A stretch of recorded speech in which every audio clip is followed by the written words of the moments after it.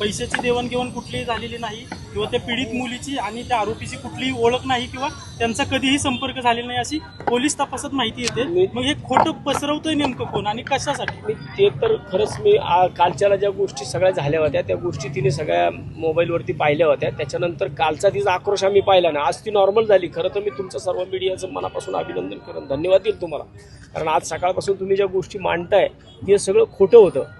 हे सगळं तुम्ही मांडताय, हे सगळं आम्ही तुम्ही ज्या कालच्या गोष्टी आजच्या गोष्टी ज्या आहेत त्या सगळ्या आम्ही मेहरबान कोर्टासमोर मांडलेल्या आहेत। आणि आम्हाला वाटतं की याच्यामध्ये जी लोक फ्लॅग नेरेटिव्ह करतात आहे, मला वाटतं हे सगळं कदाचित, मी एक राजकीय माणूस आहे, कदाचित या अधिवेशनामध्ये या काही गोष्टी होऊ नये म्हणून या सगळ्या गोष्टी कुठेतरी चाललं होतं। म्हणून आम्ही अर्जंटली मी माझ्या शिवसेना उद्धव बाळासाहेब ठाकरे पक्षाकडून मी परमिशन घेतली आणि परमिशन घेऊन मी सरांसोबत बोललो आणि आज आम्ही इकडं अर्ज दाखल केला आहे। त्याच्या उद्या सकाळी सुनावणी आहे।